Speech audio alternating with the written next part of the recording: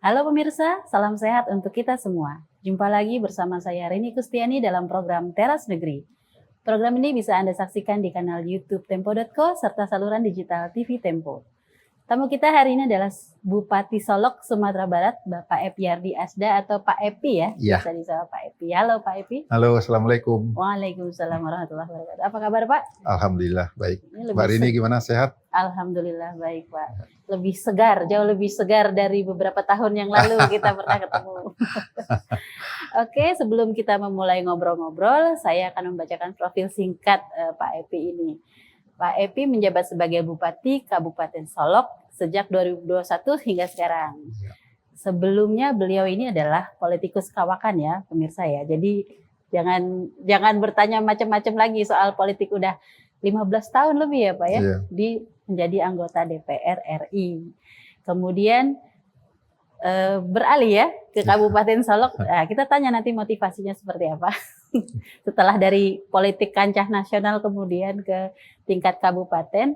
Nah, di salah satu unggulan dari Kabupaten Solok adalah hasil pertanian ya Pak, berupa tanaman beras ya Pak ya, dan hortikultura. Total luas lahan di Kabupaten Solok untuk pertanian itu 374.000 hektar. Itu ada hutan lindung. Ada. Nah, hutan lindungnya 145.000 hektar. Lahan yang digarap oleh masyarakat baru 74.000. Kemudian ada produksi bawang merah. Iya. Nggak kalah dengan Brebes ya Pak. Iya. Nah, produksi bawang merah Kabupaten Solok pada 2022 mencapai 188.563 ton. Ya. Ya, ini membuat Kabupaten Penghasil Solok nomor 3 di Indonesia. Sebagai peringkat ketiga nasional setelah Brebes dan Nganjuk. Nah, mengenai tata kelola pemerintahan Kabupaten Solok juga mendapatkan apa Pak? WTP ya Pak ya, dari BPK selama 6 kali berturut-turut. Nah, bagaimana sih upaya Pak Epi ini selama 2 tahun menjabat sebagai Bupati untuk Kabupaten Solok? Kita langsung saja. Saya mau tanya dulu nih, penasaran. 15 tahun di kancah politik nasional sebagai anggota Dewan, anggota DPR RI, kemudian menjadi Bupati Solok. Motivasinya apa sih Pak? Motivasi. Hidup kita ini tergantung tujuannya. Oke. Nah, kalau orang mengatakan, banyak orang bertanya, kenapa sih Pak Epi bukannya enak jadi anggota DPR? Saya katakan, enak. Banyak Pak, berlomba-lomba yang mau ke DPR. Tetapi enaknya dari segi mana? Oke. Kalau kita mengharapkan kehidupan yang bagus, pakai jas terus, pakai batik terus, rapat dengan pejabat tinggi, ya enak. Tetapi kalau kita ingin berbuat sesuatu yang nyata untuk rakyat, dan kalau kita ingin meninggalkan legasi di sisa-sisa umur hidup kita, menurut saya yang terbaik itu adalah jadi kepala daerah. Oke. Ya. Menarik sekali. Jadi lebih strategis mana nih sekarang? Bupati, anggota Dewan, kalau lihat kondisi sekarang ya Pak ya? Tergantung tujuan hidup kita. Tujuan yang tadi ya? Ya. Kalau saya untuk saat ini, saya mohon maaf udah 60 lebih ya, 61 lebih. Sisa umur hidup saya ini, saya ingin bercita-cita menjadi orang yang berguna bagi orang lain. Dan saya ingin mengimplementasikan pemikiran-pemikiran yang saya dapatkan selama saya berlayar, lebih kurang 11 tahun di luar negeri, selama saya jadi pengusaha, dan selama saya menjadi anggota DPR RI. Nah ini, latar belakang Pak Epi yang kita juga perlu tahu adalah beliau adalah seorang kapten ya, kapten kapal, pengusaha, pendiri beberapa perusahaan forwarding ship ya. Saya termasuk juga real estate, saya juga ada. Nah, ada real estate juga. Nah, kemudian anggota DPR tadi 3 periode. Dari pergumulan itu semua, sebagai pengusaha, sebagai kapten, sebagai politikus, apa yang Bapak bawa ke Kabupaten Solok? Semua perjalanan hidup itu pasti ada memorinya. Istilahnya orang Minang, banyak bajalan, banyak yang dilihat. Artinya semakin banyak kita melihat suasana di tempat lain, semakin banyak terbuka pemikiran kita. Saya ingat kata-katanya Buya Hamka. Waktu ditanya, dulunya almarhum Buya Hamka itu tidak mau datang ke sebuah hajatan atau sebuah event. Tetapi setelah ditanya, beliau pada saat tertentu beliau datang, beliau mengatakan, dulu saya hanya membaca satu buku, tapi sekarang saya sudah membaca ribuan buku. Artinya, semakin banyak kita melihat, semakin banyak kita membaca, semakin banyak kita mengamati, wawasan kita makin luas. Dan semakin sedikit diri kita ini, semakin kecil kita ini di mata Allah. Oke. Nah, ini terkait jabatan Bapak sebagai Bupati Solok nih. Baru 2 tahun. Berbagai indikator pembangunan di Kabupaten Solok naik signifikan. Mulai dari pertumbuhan ekonomi, pertanian, kesejahteraan, stunting, UMKM, pariwisata. Apa sih jurus yang Bapak terapkan supaya semua indikator ini naik? Begini, kalau kita lihat innama a'malu binniyat. Segala sesuatu itu tergantung kepada niat kita. Alhamdulillah. Karena niat saya itu ikhlas. Mengibahkan sisa hidup saya agar bermanfaat bagi masyarakat saya, khususnya Kabupaten Solok. Makanya saya melakukan itu dengan konsep bahwa khairun nas anfa'uhum linnas. Sebaik-baiknya manusia adalah orang yang berguna bagi orang lain. Saya ingin sisa hidup saya ini berguna bagi masyarakat Kabupaten Solok, khususnya Sumatera Barat pada umumnya. Makanya melalui pengalaman-pengalaman, melalui ide-ide yang ada pada diri saya lakukan terobosan-terobosan. Walaupun awalnya nggak gampang. Karena orang-orang tertentu itu sudah berada pada zona nyaman. Tetapi Bapak mengganggu dia gitu ya? Ya, karena niat saya ikhlas. Dengan satu prinsip, kalau Anda bersih, kenapa risih? Makanya mungkin pemirsa, khususnya orang Solok, Sumatera Barat, pernah mendengar gejolak-gejolak yang terjadi di Kabupaten Solok. Bahkan saya dianggap sebagai salah satu bupati yang viral nasional. Karena itu kadang-kadang saya sengaja tujuannya untuk bikin shock terapi. Waktu saya menjabat, saya dilantik tanggal 26 April. Saya membuat data-data sebelumnya saya sudah dapatkan bagaimana Solok. Dengan anugerah Allah yang memberikan cukup mumpuni daerah Solok, di mana alamnya sangat indah. Makanya Solok itu dipanggil Solok nan indah. Kita dua punya alam, daerah panas dan daerah dingin. Makanya ada beras, ada hortikultura. Beras kita, beras Solok ini paling terkenal. Di mana Mbak ini coba lihat di Tokopedia, beras Solok harganya berapa? Paling tinggi, Pak. Paling rendah harganya 28.000, bahkan sampai ada yang 35.000. Sedangkan beras biasa harganya cuma 12, 13, 14, 5.000. Tetapi dengan beras yang mahal itu rakyat saya nggak dapat menikmatinya. Belum maksimal mereka menikah. Apalagi seperti Mbak ini katakan tadi, Solok ini kita punya hortikultura, di mana bawang kita nomor 3 se-Indonesia. Tetapi kita masuk nomor 3 termiskin se-Sumatera Barat. Miris sekali, miris sekali. Dan indahnya alam Solok itu. Di 5 danau ya Pak ya? Kita punya 5 danau.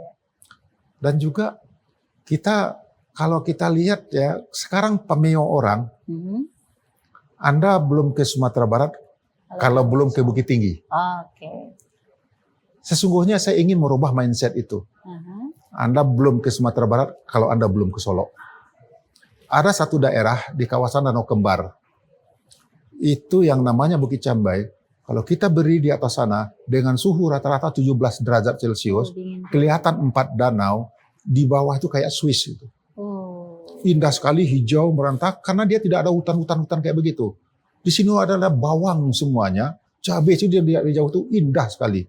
Di pinggir danau, udaranya enak. Seperti di Eropa ya? Tapi di Eropa kita di situ. Nah, cuman sayangnya, dengan anugerah Allah keindahan alam, tetapi belum maksimal digarap oleh manusia. Dan saya berkeinginan mengambil kesempatan ini, opportunity ini, menjadi orang yang pertama menggali potensi yang ada di Kabupaten Solok. Nah, Bapak ingin menggali potensi. Untuk tantangannya tadi bagaimana Pak? Bapak kemudian menghadapi dan mengubah mindset terutama ya? Begini Mbak, 26 April saya dilantik, 17 Mei Ombudsman RI perwakilan Sumatera Barat datang ke Kabupaten Solok memberikan nilai rapor penilaian ombudsman terhadap kinerja Kabupaten Solok.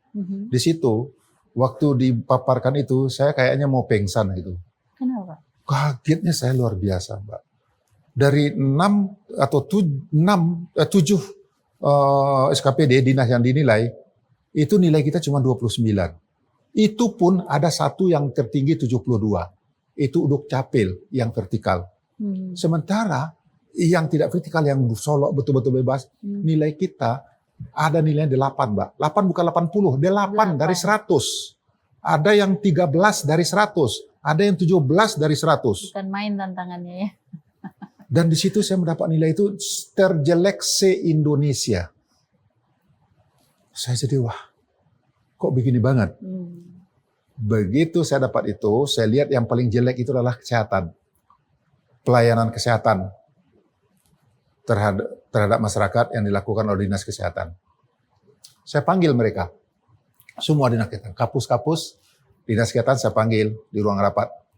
Saya ajak mereka bagaimana kita ini menjadi orang yang bisa mengambil kesempatan ini dengan ada jabatan ini sebagai ladang amal bagi kita.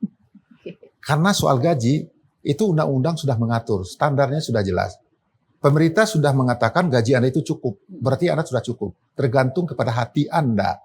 Saya ajak mereka dari lubuk hati. Saya ajak mereka bersama-sama. Mari kita jadikan jabatan kita sebagai ladang amal untuk hari akhirat kita. Amanah juga ya Pak? Iya, dengan cara bekerja yang ikhlas. Dan saya katakan pada mereka, sekali ayah gadang, sekali tapian baralia. Itu bahasa Minang. Sekali momen berubah, sekali momen itu juga berubah. Sekarang bupatinya IPRD. Tolong jangan samakan dengan yang lain-lain. Saya minta kepada mereka, tolong ya, Anda itu merubah mindset. Kalau Anda selama ini ingin dekat dengan kepala daerah, Anda cukup datang ke tempat dia, bawa oleh-oleh. Anda cukup senyum-senyum kepada dia, cukup menjilat kepada dia, datangin istrinya, datangin anaknya. Itu gaya lama. Sekarang EPRD tidak seperti itu.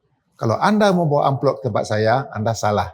Karena saya katakan dengan keras, mohon maaf saya kalah. Anda dengan saya nggak sama. Dan saya tidak berhak menerima sedekah. Justru Anda yang berhak menerima sedekah. Duit Anda gabungkan semua, nggak akan bisa mengalahkan duit saya. Jadi kalau Anda ingin saya baik kepada Anda, tolong sogok saya dengan kinerja yang baik. Hanya itu yang bisa Anda lakukan untuk mendekatkan diri Anda kepada saya.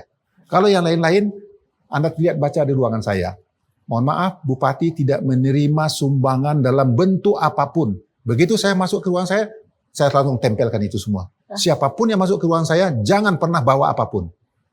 Nah, lalu saya paparkan kepada mereka, semuanya oke, baik-baik. Tetapi apa yang terjadi, Mbak? Apa tuh? Nggak nyampe 15 hari, 20 hari lah, ada kejadian di Tanjung Bingkung. Di pinggir jalan nasional, ada kecelakaan. Dan saya sudah mendengar dari kepala desa bahwa pelayanan puskesmas ini terhadap masyarakat sangat-sangat tidak manusiawi. Dan saya kan nggak bisa percaya begitu saja. Alhamdulillah, inilah momennya saya bisa melakukan sesuatu. Kejadian pada hari Jumat jam 4 sore, ada kecelakaan di depan situ, motor orang udah mau meninggal, udah terkapar, udah koma. Begitu dibawa ke sana, semua dokter Kapolres masih ada, tetapi tidak mau melayanin. Dengan alasan jam kerjanya sudah selesai. Pada IGD tulis gede-gede. Orang sudah terkapar, udah berdarah, udah nggak sadar, nggak mau darah. Mana mereka ngelihat doang. Dan masyarakat di situ, kepala desa dan pemuda minta pinjam ambulan boleh nggak? Itu pun nggak boleh juga. Karena dengan alasan di luar jam kerja katanya. Padahal IGD kan 24 jam. Ambulan darurat harus 24 jam kan. Tapi mereka nggak mau. Lalu kaca pemuda marah, dipecahin semua kaca IGD yang puskesmas. Lalu malamnya 2 jam kemudian kepala desa nelpon saya, Pak Bupati mohon maaf, kami salah. Salah kenapa? Kami masyarakat saya nggak bisa dibendung lagi, mereka memecahin kaca, IGD, puskesmas. Oh, kok kenapa Arkis? Dia ceritain semua. Oke, saya bilang, saya besok sidak. Sabtu pagi-pagi, saya sidak ke sana. Saya sengaja nunggu mereka, karena kami di Sabtu kerja, Mbak. Yeah. Jam 8 saya berangkat dari rumah, jam setengah 9 saya sampai, harusnya mereka sudah ada semua. Begitu saya datang, mereka kaget semua. Saya lihat mana yang pecah. Saya minta panggil kepala desa, saya tanyakan kenapa. Lalu saya panggil ke kapusnya, saya dudukkan ini semua. Saya kaget luar biasa, Mbak. Begitu saya tanya, satu pertanyaan saya, 10 dia jawab. Bahkan diundang seluruh perawat yang datang itu mengelilingin saya. Dan mereka berargumen dengan saya. Mereka macam-macam katakan dengan saya, dan semuanya mereka, lalu kenapa kalian tidak ingin? Mereka mengatakan mereka sudah sepakat bahwa jam kerja cuma sekian, apapun tidak ada lagi. Bilang dasarnya apa? Bukankah sekitar 2 minggu yang lalu kita sudah sepakat? Iya, tapi kami sudah punya kesepakatan bersama. Saya bilang kesepakatan apa itu? Ini kau tanda tangan, semua tanda tangan. Saya bilang dasarnya siapa? Kami sudah konsultasi dengan BPJS. Saya bilang, kok BPJS panutan kamu? Bukankah undang-undang dan aturan yang menjadikan? Enggak, kami pokoknya dengan BPJS. Saya bilang, enggak boleh begitu. Satu saya ngomong, dia ngomong 10. Nah, saya pikir lah mati, ini momennya. Ini momen saya. Memang saya marah luar biasa kepada mereka. Saya ini kan semua, surat-surat mereka sepakat saya sobek semuanya. Saya ini kan saya marahin mereka. Sehingga viral nasional waktu itu. Dan saya kasih tahu kepada semua hari Senin, saya panggil seluruh dinas, ini kalian semua. Hari Senin itu, hari Sabtu juga saya pergi ke kantor, saya panggil sekda, saya panggil dinas, staf asisten, staf ahli, duduk. Menyikapi seperti ini, orang ini hari ini juga pindahkan posisinya jauh, sejauh-jauhnya. Ini sanksi untuk mereka. Lalu, nggak peduli.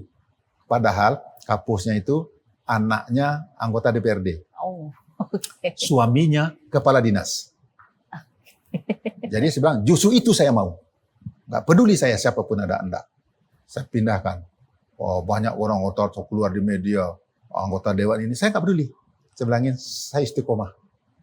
Menarik sekali. Begitu saya istiqomah, lalu saya panggil dinas-dinas yang lain semuanya. Pendidikan, kesehatan, sopungin semua. Ini trigger untuk Anda. Ini pelajaran untuk Anda. Siapapun, saya nggak pandang bulu. Yang punya backingan pun, saya nggak ada urusan. Apalagi kalau kalian nggak punya backingan. Siap-siap kamu ke Tiga Lurah. Tiga Lurah itu adalah sebuah kecamatan paling terpencil. Jaraknya cuma beberapa kilo, tapi ke sana itu nggak bisa pakai mobil. Harus pakai 8 jam jalan ke sana. Dan jaraknya cuma 30 kilo, 8 jam ke sana. Wow, medannya sulit sekali berarti. Sulit sekali dan hutan belantara begitu. Saya pindahkan kamu ke sana. Saya pindahkan ke sana semua. Nah, itu sehingga mulai ini semua. Dan saya melakukan pendekatan-pendekatan. Saya lantik mereka, saya susun organisasi SKPD yang baru. Saya lantik mereka, biasa kan pakai jas, Mbak. Yeah. Saya pakai baju taktikal. Sehingga ada wakil bupati saya nyeleneh, ini dianggap kita ini kayak Satpam Tanjung Priok semuanya gitu. Iya Bapak, di Tanjung Priok di Jakarta. Karena pakai taktikal kan. Saya katakan di situ, tujuan saya di sini, kita pakai taktikal, bahwa kita sekarang haram keadaan darurat, kita harus kerja keras semuanya, kita harus ada untuk rakyat, siap bekerja setiap saat. Itu yang saya inginkan sama mereka. Dan di situ saya bentuk, namanya kita semua Solo Super Team. Oh, iya. Karena saya bilang yang namanya Superman itu nggak pernah ada. Hanya ada di Amerika, itu pun di film. Iya. Yang adalah Super Team. Makanya seluruh SKPD saya katakan kita di bawah naungan Solo Super Team. Saya buat sendiri. Nah, Solo Super Team. Nah, saya perintahkan mereka buat baju seperti itu semua. Semua PNS wajib pakai baju ini. Ada shock terapi ya ketika Bapak menjabat ya. Jangan main-main lagi. Oke, Pak. Itu dari sisi leadership-nya udah kelihatan benar. Nah, keberpihakan Bapak terhadap pertanian nih di Kabupaten Solok menjadi lumbung padi dan tanaman hortikultura. Nah, bagaimana sih Bapak melihat potensi pertanian ini dan apa insentif yang Bapak berikan kepada petani? Begini, dengan luas 374 ribu hektar dan daerah pegunungan, ada daerah yang datar dengan 5 danau. sebetulnya untuk daerah pertanian cukup mumpuni, Mbak. Cuman ya, seperti yang saya bilang, tidak pernah tersentuh oleh teknologi dan juga kebijakan yang bagaimana keberpihakan pada petani. Inovasi pertanian. Karena saya yakin, Mbak, maju mundur sebuah daerah tergantung kepada daerahnya. Seperti kata Pak Kapolri kita, ikan itu busuk dari kepalanya. Makanya saya sebagai kepala daerah, saya bertanggung jawab bagaimana daerah ini maju. Saya katakan, kalau Solok di bawah pimpinan saya jelek, saya ya yang salah. Tapi kalau Solok bangkit, itu adalah karena super team, bukan karena saya. Nah, makanya begitu penghargaan saya dapatkan, Visional Leadership Asia, saya dapat juga di Bali. Pembinaan UKM terkolaborasi dari BI, saya dikasih juga. Penurunan stunting apa juga. Itu saya katakan semua adalah hasil dari Solok Super Team. Alhamdulillah, 17 Mei 2021, saya dinilai 29 nilainya. 2022, saya genjot nilai kami 69, langsung kepada kuning. Alhamdulillah, 2022 nilai kita 89,7, terbaik C Sumatera. Bukan Sumatera Barat, C Sumatera. Peningkatannya C Indonesia kita terbaik. Dari 29 menjadi 89. Signifikan sekali, Pak ya. Berkat Bukan signifikan lagi ini. Ya, jadi itu yang saya lakukan. Ya. Bicara tentang pertanian, saya orang petani, Mbak. Petani itu nggak muluk-muluk keinginannya. Kalau mereka petani beras, yang mereka ingin harapkan itu pada saat mereka mau sistem tanam, itu pengairan airnya ada. Irigasinya bagus ya. Ya. Pada saat mereka mau nanam, itu bibitnya ada dan unggul. Ya. Pada saat mereka mau memupuk, itu pupuknya tersedia dengan harga yang wajar. Pada saat mereka mau panen, itu pasca panennya ada yang membeli. 4 itu kriteria mereka. 4 itu, ya. Selama ini mereka tidak ada yang perhatikan. Di zaman saya, dengan prinsip anggaran berbasis kebutuhan rakyat. Artinya, setiap sen duit APBD ini akan saya pergunakan seutuhnya sesuai dengan apa yang dibutuhkan oleh rakyat saya. Kalau yang lama menurut saya, mungkin saya salah, itu mereka rata-rata anggaran berbasis kebutuhan pejabat. Karena mereka menyusun anggaran sesuai dengan pemikiran pejabat. Tidak berdasarkan aspirasi rakyat. Begitu saya dilantik, ya begitu saya perlakukan seperti itu. 2 minggu setelah saya dilantik, saya didatangi oleh Sekda. Didatangin oleh Kabak Umum. Pak Bupati, ini ada duit 1,5 miliar, Bapak boleh mengambil mobil apa? Saya bilangin, oh ya, bagus. Bilangin ini. Ini ada sekian miliar untuk merenovasi rumah dinas Bapak. Bilang, oke, bagus ya. Terima kasih. Anda baik dengan saya. Tetapi, mohon maaf, saya nggak sama dengan yang lain. Saya tidak terima duit ini semua. Mobil, saya belum berhak menerima mobil baru karena saya belum kerja. Rumah dinas, saya belum berhak menempati rumah direnovasi karena saya belum melakukan apa-apa. Semua duit ini, saya bilangin, kembalikan kepada anggaran, pakai sesuai dengan apa yang dibutuhkan oleh rakyat. Loh, Bapak mau pakai mobil apa? Mobil saya pribadi ada. Saya bilangin, jadi saya pakai mobil pribadi. Nah, wakil saya ambil mobil apa yang ada. Nggak boleh beli apapun yang sama saya. Bahkan rumah dinas pun, saya kasihkan kepada wakil. Saya punya rumah, saya bilang. Ada rumah dinas wakil yang nggak terurus, saya bilang, biarlah betulin dikit-dikit aja. Saya bilangin, karpetnya jangan beli yang baru. Ambil karpet di rumah dinas yang bagus, daripada situ, sambung-sambungkan, taruhkan di sini. Di ruang pertemuan saya itu karpet itu di sini warnanya biru, di sana warnanya enggak masalah. Kan cuma diinjak, saya bilangin. Jangan kamu merasa bermewah-mewah pada saat rakyat kadang-kadang susah. Lalu saya minta postur anggaran. Saya panggil BKD. Nggak mau dia ngasihin. Saya tegur, nggak mau ini. Sampai saya ancam. Karena kamu dalam waktu 1 minggu nggak ngasih juga, kamu saya pindahin. Dia tahu saya nggak bisa pindahin dia selama 6 bulan kan. Bahkan sampai setahun. Mendengar belagu-lagu. Saya bilang, saya cabut kewenangan kamu. Saya minta ke bawahannya. Saya lihat postur anggarannya, Pak. Na'udzubillah min zalik. Dari anggaran kami 1,283 triliun, yang dipakai pembangunan yang berdasarkan musrenbang hanya 9 miliar. Lalu sekian puluh miliar, habis 100 miliar itu, saya lihat ini prioritas pimpinan. Prioritas bapak ini, prioritas ibu ini, prioritas semua, jelas nggak jelas ininya semua. Bisa gitu.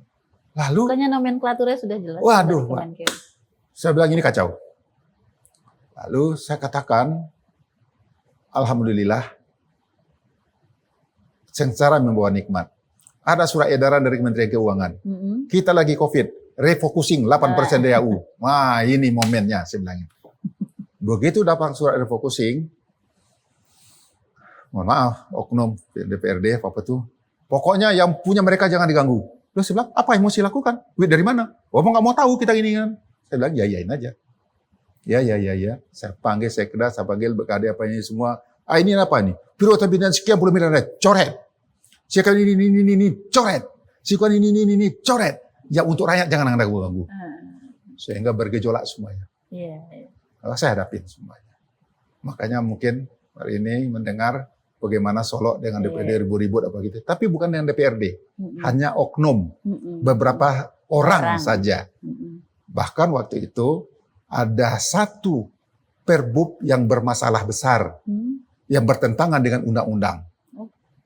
Yaitu tentang Undang-Undang Susduk nomor 27 tahun 2014. Kebetulan saya ikut membuat Undang-Undang Susduk itu.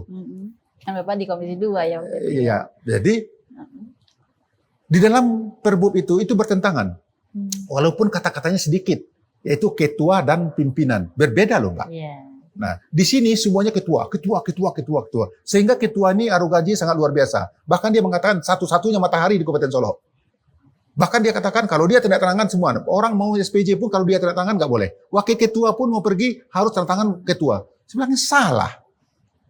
Di sini tidak ada istilah ketua, adalah pimpinan. Saya panggil Kabiro Hukum. Saya panggil sekda, ini apa? Coba lihat perbuk yang mengatur ini semua. Dia bilang, wah, saya rubah perbuknya. Di situ saya sesuaikan dengan undang-undang. Sesuai dengan undang-undang MD3. Pasal 29. Alat kelengkapan dewan terdiri dari A. Pimpinan. B. Komisi-komisi. D. Badan anggaran. C. Bla bla bla bla. Nah, pasal berikutnya. Pimpinan dewan terdiri dari A. 1 ketua, 2 wakil apabila jumlah anggota dewan sekian. 1 ketua, 3 wakil, jumlah anggota dewan bla bla bla ke bawah. Di pasal berikutnya, pasal 270, Undang-Undang UNDEP 3 berbunyi, pimpinan dewan merupakan satu kesatuan yang tidak bisa dipisahkan, yang bersifat kolektif dan kolegial.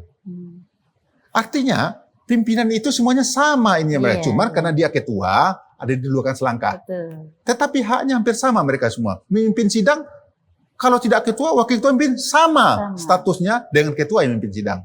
Izin keluar daerah, SPJ mereka ditanggung oleh ketua itu sah untuk ini semua. Cuman predikatnya karena dia ketua, dia lebih tinggi sedikit, itu saja. Tetapi di Solo kemarin, dibuat oleh bupati yang lama, perbuknya itu, semuanya ketua. Dan di Solo waktu itu, karena ketuanya ini sempat ribut semua.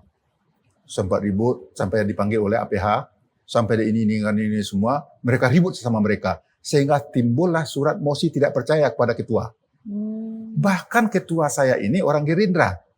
Justru yang jadi koordinator untuk mosi adalah orang Gerindra sendiri.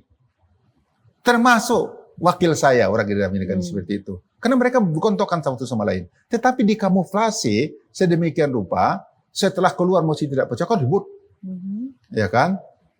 Dan dipanggil oleh partainya, sekarang yang disalahkan adalah IPRD. Nah, saya nggak ada masalah sampai saya laporan ke Jagung. Katanya macam-macam, sampai ke KPK, sampai ke Kapolri, apa-apa ini semua pencemaran. Wah, pokoknya diganggu terus saya. Karena semua proses mereka itu saya hilangin semua. Dulu, yang di bawah saja, pokir mereka itu 1,5 miliar. Sekarang saya bilangin semua sama 500 juta. Itu dengan syarat. Yang Anda usulkan harus sesuai dengan RPJMD. Dan itu memang apa yang diusulkan oleh rakyat. Kalau tidak, kita semuanya sama. Begitu saya terapkan gitu, orang-orang saya datang, Pak Bupati mohon maaf, kalau Bapak lakukan seperti ini akan ribut. Kalau ribut aja sebenarnya nggak ada masalah. Nanti nggak mau tanda tangan. Kamu kan dari Padu. Satu kamu tanda tangan, itu semuanya sudah selesai. Dan yang penting, di paripurna korum. Ya kan? nggak ada masalah itu semuanya sebenarnya itu. Kita mau menerapkan law enforcement seperti ini. Transparansi keuangan hal yang mutlak. Iya. Kalau kamu tidak mau tanda tangan, besok kamu saya ganti. Shock terapi lagi nih. Iya. Oh saya siap Pak Bupati. Kamu lakukan itu. Lakukanlah Pak ini itu semua. Saya ini kan semua. Alhamdulillah kesadaran kawan-kawan ini cukup bagus. Lebih dari 2/3 mendukung kebijakan saya. Dan saya setiap turun ke daerah, prinsip saya dalam rangka menyerap aspirasi ini, saya datang ke sebuah desa. Saya bawa seluruh dinas yang terkait. Ya, Dinas OPD PU, ya. Dinas Kesehatan, Dinas Pendidikan, Dinas UKM, wajib hadir ke situ. Lalu saya berdiskusi dengan mereka. Yang pertama saya tanyakan, oke, tolong bantu saya. Ingatkan saya apa janji saya waktu saya kampanye. Oke. Kalau tidak ada lagi janji kampanye saya, bantu saya membantu Bapak apa yang bisa saya lakukan untuk Bapak, Ibu semuanya, yang bersifat umum. Usulkan semua apa yang menjadi kebutuhan. Lalu yang ini kan, apa saja usulan Bapak, asal sesuai dengan kewajiban dan tanggung jawabnya Pemda. Karena di sini ada 3, tanggung jawab pemerintah daerah tingkat 2, tingkat 1, dan APBN. Kalau seandainya memang tanggung jawab saya, kalau anggaran nggak cukup, saya sekali skala prioritas. Tapi semua akan kita laksanakan. Anggaran kita ada. Itu yang saya lakukan sama mereka. Pertama, begitu ada perubahan anggaran, saya kasih ini semua, saya perintahkan untuk membeli eskavator 1 per kecamatan. Untuk perbaikan infrastruktur. Kenapa saya beli eskavator?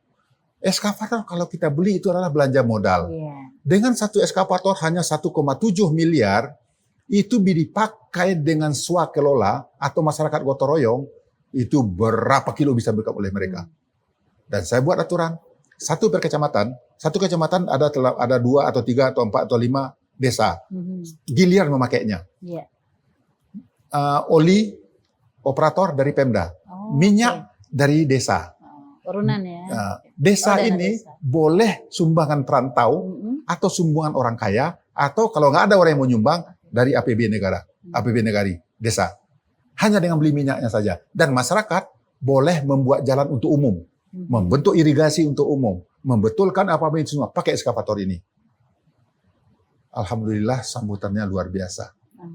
Dan dengan biaya 46 juta beli minyak, mereka dapat 8-9 kilo buat jalan baru. Wow, menarik sekali. Jadi, saya katakan apabila Anda buat jalan baru di sini, Anda terobos hutan yang selama ini tidak ini kan, ladang Anda terbiar, dibuat jalan, nanti setelah dibuat jalan akan saya cor semuanya.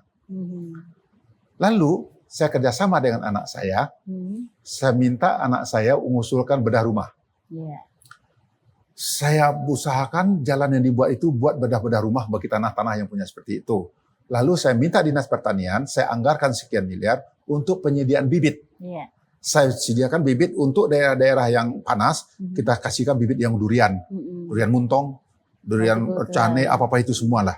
Kita bibitkan semua, kita kasih gratis. Manggis juga Pak ya? Manggis, pisang, pepaya, kita sediakan harganya semua. Dengan syarat mereka bikin lubang. Dan 1 orang ngambil minimum 100. Ya, itu syaratnya. Bikin lubang, nanti orang punya pertanyaan saya akan ngecek. Lalu kita bina mereka. Seperti itu yang saya lakukan. Alhamdulillah dengan gerakan-gerakan seperti itu sudah mulai bagus. Hasilnya UKM, saya kerjasama dengan Smesco untuk melakukan pelatihan. Alhamdulillah sambutan Smesco cukup bagus. Sehingga dia latih 200 orang UKM-UKM saya. Menarik Pak. UKM ini, ya, lalu kita datangin. Apa yang bisa saya bantu untuk Anda semua? Setelah Anda dapat ilmu, lalu bagaimana Anda lakukan? Kita pembinaan. Ada yang mengatakan, Pak, saya UKM saya bikin upah jahit. Di toko sana ditaruh ke sini, tapi mesin jahitnya orang itu punya. Sehingga, oke, saya kasih mereka mesin jahit. Pak, saya lagi membuat ini, usaha ini anak muda, mau teknologi, saya mau mesin ini, saya belikan mesinnya. Saya perlu gerobak, Pak, saya kasih gerobaknya. Modal untuk bikin gerobaknya. Pokoknya semua apa yang diberikan. Lalu saya buatkan kerjasama dengan Smesco itu inovasi perdagangan online. Lalu bagaimana packaging. Kalau selama ini packaging mereka begini, sekarang kita bentuk packaging itu yang bagus semuanya. Terus itu UKM Kabupaten Solo. Setelah ini semua, petani sawah sudah dialiri dengan baik. Alsintan saya kasih mereka. Setiap kelompok-kelompok tani saya kasih Al-Sintan. Lalu saya kerjasama dengan BPTP mencari bibit yang murni beras sisokan dan anak daro. Saya beli di daerah yang diarahkan oleh mereka, saya bibitkan, saya bina petani saya untuk beberapa hektar, membibitkan ini. Setelah hasilnya kami beli lagi ke petani, kami berikan gratis kepada semua, sehingga bibit itu jadi bibit murni di Kabupaten Solok yang betul-betul sisokan dan anak daro. Setelah bibitnya bagus, airnya bagus, saya kerjasama dengan luar mencarikan pemasaran. Saya kerjasama dengan Food Station, JKI. Itu di rootnya datang berkali-kali sana, itu datang ke sana, dia lihat, wah tertarik. Kita bikin MOU. Dia beli beras saya di atas beras rata-rata. Sehingga semuanya beras saya itu sudah tersalurkan. Ya. Kerjasama saya MOU dengan beberapa bupati wali kota yang ada di Riau, yang ada di Jambi. Karena beras Solok ini memang terkenal. Iya. Nah, Kualitasnya baik. Sehingga pemasaran beras saya itu malah sekarang harganya mau mahal banget. Di Solok pun mahal harganya. Karena banyak permintaan. Banyak permintaannya. Jadi dari mulai pembelian awal sampai pasca panen, kita bantu mereka untuk inikannya semua. Termasuk hortikultura. Saya kasih mereka Al-Sintan untuk hortikultura. Lalu saya undang Indofood. Indofood saya undang Pak Lim datang ke sana. Saya ketemukan dengan kelompok-kelompok tani saya. Indofood dia kasih bibit kentang. Lalu disuruh petani saya nanam, nanti disepakatin dari awal berapa harga kentang yang mereka beli. Jadi hasil kentang mereka ini semua akan diambil oleh Indofood semuanya. Itu yang saya carikan itu seperti itu untuk UKM saya. Sehingga saya dapat award dari BI sebagai daerah pembinaan UKM yang terkolaborasi. Nah, setelah ini semua ya saya lakukan, saya lihat Solok ini indah ya. Pariwisata. Saya kembangkan pariwisata. Dengan ada 5 danau. Lalu saya lihat, saya buat tempat wisata sendiri. Sehingga orang tertarik apa-apa di situ. Cinangki itu saya punya. Ya. Alhamdulillah cukup ramai. Ya. Dan saya buat aturan, saya ajak kawan-kawan saya, Anda punya duit, penginapan, buat. Semua perizinannya saya permudah. Semua bentuk perizinan dipermudah. Kalau Anda melakukan pembangunan untuk wisata di situ, saya buatkan jalan untuk Anda ke tempat Anda. Saya masukkan listrik ke tempat Anda. Infrastruktur saya sediakan. Bangunlah tempat saya. Dengan syarat, tolong cari pekerjaan orang lokal yang ada di situ. Iya, betul. Buka lapangan kerja. Alhamdulillah, sekarang yang namanya kawasan Alan Panjang, Danau Kembar itu sudah menjadi tempat wisata yang padat. Apalagi pada musim-musim libur. Kalau dulu orang macet ke Bukit Tinggi, sekarang coba lihat, Alan Panjang itulah yang menjadi tujuan wisata orang. Murah, meriah, udaranya sejuk, dingin, dan pemandangannya indah luar biasa. Jadi nanti bisa berubah tagline-nya, belum ke Sumatera Barat kalau belum ke Kabupaten Itu cita-cita saya itu Mbak Rini. Kalau sekarang Pomeonya orang selalu mengatakan, Anda belum ke Sumatera Barat kalau Anda belum ke Bukit Tinggi. Tapi besok cita-cita boleh dong ya. Cita-cita boleh. Anda belum ke Sumatera Barat kalau Anda belum ke Solok. Nah, itu dia. Kita sudah bicara panjang lebar tentang bagaimana Pak Epi mengelola birokrasi ya. Termasuk shock terapi tadi, berpihak kepada petani, mendorong pertumbuhan ekonomi dan sebagainya. Nah, kita sudah di penghujung acara, Pak Epi. Silakan, Pak Epi ingin menyampaikan closing statement kepada masyarakat Kabupaten Solok dan pemirsa Tempo. Terima kasih Pak Dini kepada masyarakat saya Kabupaten Solok. Saya bertanggung jawab sesuai dengan janji saya waktu kampanye. Saya maju untuk pengabdian. Saya maju untuk keikhlasan. Saya maju bukan mengharapkan apapun selain daripada keridhaan Allah dan Rasul-Nya. Saya ingin menjadi bupati terbaik semenjak siapapun pernah jadi bupati di Kabupaten Solok. Saya ingin membangkit Batang Tarandam. Ingin menjadikan Solok terbaik di Sumatera Barat. Saat kemarin kita nomor 3 dari segalanya. Termiskin, terjorok, dan apa semua. Besok kita harus terbaik di Sumatera Barat. Bersama Solok Super Team. Insya Allah Solok akan berjaya. Amin, amin. Terus berjuang ya Pak. Insya Allah. Baik pemirsa, Teras Negeri akan kembali berbincang dengan sejumlah kepala daerah yang banyak memberi inspirasi untuk kemajuan negeri. Saya Rini Kustiani beserta kru yang bertugas pamit undur diri. Sampai jumpa.